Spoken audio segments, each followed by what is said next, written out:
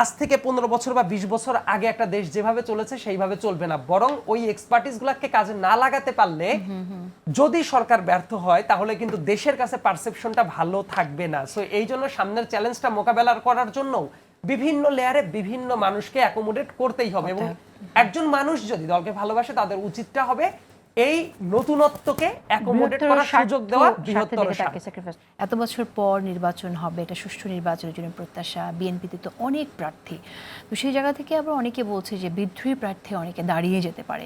আপনার কাছে কি মনে হয় যে সেইভাবে মানে যোগ্য মানুষটি পার্লামেন্টে আসার কোনো চ্যালেঞ্জ আপনি দেখেন কিনা যদি বিদ্রোহীরা দাঁড়িয়ে যায়?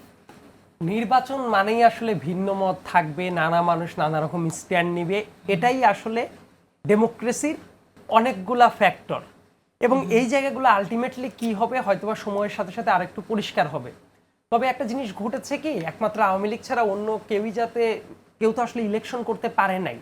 না করতে পারার কারণে দেখেন অলমোস্ট 1/11 পর থেকেই তো এই ধারণাটা শুরু হয়, যদিও 8 সালে ইলেকশনটা অ্যাটলিস্ট হয়েছিল, কিন্তু তারপরে যদি 3টা টার্ম খেয়াল করে দেখেন মোটামুটি 15টা বছর যেহেতু ইলেকশনটা হয় না, এই 15টা বছরে একটা হিউজ পুল তৈরি হয়ে গেছে যাদের হয়তোবা পটেনশিয়াল ছিল, যারা হয়তোবা একবার ইলেকশন করার পরে পরে নমিনেশন পেত না, হয়তোবা 2বার করতো, করার পরে তাদের ছাড়তে হতো, হয়তো অনেকের 2-3বার করার পরে তাদের নিজেদেরই মেয়াদটাও শেষ হয়ে যাইতো টেকনিক্যালি।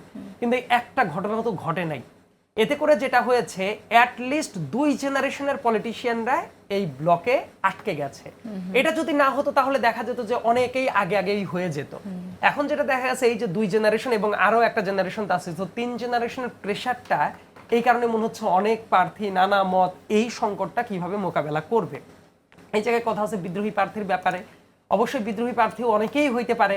তবে আবার আরেকটা কথা আছে যে আপনি যদি একটা দল করেন, বেসিক্যালি বড় দলের কথা যদি বলি, বিএনপির কথা যদি বলি, তারা যদি বুঝতে পারে যে সরকার হিসেবে কোন দলটা যাচ্ছে, কাজেই বিদ্রোহী প্রার্থী হওয়ার পরে যদি আবার রেজাল্টটা তাদের ফেভারে না যায় তাহলে কিন্তু তাদের লম্বা একটা পলিটিক্যাল ক্যারিয়ারও ওই জায়গাতে একটা ফুল স্টপও বসে যেতে পারে। তো সংকটটা কিন্তু উভয়মুখী আছে। মানে অনেক প্রার্থী সেই বিষয়টাকেও বিবেচনা নেবে, আবার অনেক প্রার্থী আবার ইমোশনালি দাঁড়িয়ে যাবে, ইমোশনালি অনেক কিছুই করতেই পারে। আরেকটি ব্যাপার সেটা হচ্ছে আমরা তো এবার শুনছি যে বিএনপিতে অনেককে যারা তরুণ প্রতিভাবান তাদেরকে প্রার্থী হিসেবে আনতে চাইছে, চেষ্টা করছে।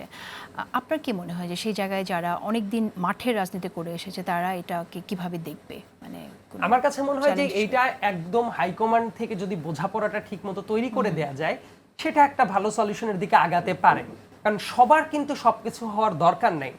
কারো কারো ব্যাপারটা স্ট্রাকচারাল ব্যাপার এমন হতে পারে, কেউ হয়তো বা উপজেলা সেন্ট্রিক যে দলগুলো আছে অথবা জেলা ভিত্তিক যে দলগুলো আছে সেই দলগুলা চালাবে, কেউ হয়তো বা এমপি হবে, কেউ চেয়ারম্যান হবে, কেউ মেয়র হবে, মানে সবারই তো একটা পদে যাওয়ার কোনো দরকার নাই।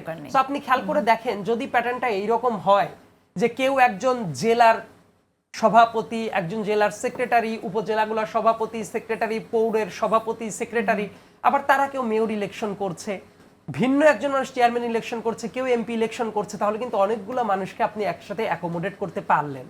আর সবারই এমপি ইলেকশন করারও দরকার নাই। শুধুমাত্র এমপি ইলেকশন মানে কেউ যদি মনে করে যে মানুষের দ্বারে দ্বারে গিয়ে এলাকায় গিয়ে জনসভা করবে তারই এমপি হওয়া দরকার, কিন্তু এমপির ফান্ডামেন্টাল কাজটা কি? দেশের পলিসি মেকিং করা, মানে ল মেকিং এর মাধ্যমে পার্লামেন্টে রিপ্রেজেন্ট করা। কিন্তু এটা তো আপনি বলছেন, কিন্তু যারা আসলে চেয়েছে বা দীর্ঘদিন ধরে চিন্তাই করে আসছে যে আমি সংসদ সদস্য হব, আমি নির্বাচন করব, তারা ব্যাপারটাকে কিভাবে নেবে? আমার মনে হয় যে এটা একটা মিক্সড ফিলিংস হবে অনেকের সাথেই, আবার পুরো ব্যাপারটাই তো আবার এইরকম হবে না। অনেক জায়গায় হয়তো বা দেখা যাবে যে যারা অনেকদিন ধরে ছিল তারাই আছে, কোনো জায়গায় নতুন মুখের দরকার আছে, কোনো জায়গায় স্পেসিফিক সেক্টর ধরে ধরে অভিজ্ঞ লোকের দরকার আছে। সো আপনি যদি রাষ্ট্র ব্যবস্থাকে দেখতে চান, পুরো রাষ্ট্র ব্যবস্থা তো এক লেয়ারে চিন্তা করলে হবে না, এই জায়গায় বিভিন্ন ক্যাপাসিটিতে বিভিন্ন লেয়ারের মানুষের দরকার আছে। সো সেটা যদি হয় এক একজনকে এক এক জায়গায় সেট করার মনোভাবটা রাখতে হবে। এবং আমার মনে হয় যে এইটা যারা বোধ শক্তি সম্পন্ন দলীয় লোকজন আছে তারা এটা বুঝতে পারবে। কারণ এটা যদি না বুঝে, কারণ সামনের দিনের বাংলাদেশে কিন্তু মূল চ্যালেঞ্জটা শুরু হবে ইলেকশনের পরে গিয়ে, কারণ ওই জায়গায় এখন অনেক মানে কথাবার্তার যুদ্ধ চলতে পারে। ওই টাইমে অ্যাবসলিউটলি পলিসি মেকিং এর কাজই করতে হবে। আপনার স্বাস্থ্য খাত কিভাবে চলবে, তারপর আপনার শিক্ষা খাত কিভাবে চলবে, জব ক্রিয়েশন কিভাবে হবে, এনভায়রনমেন্ট ইস্যু কিভাবে ডিল করবেন।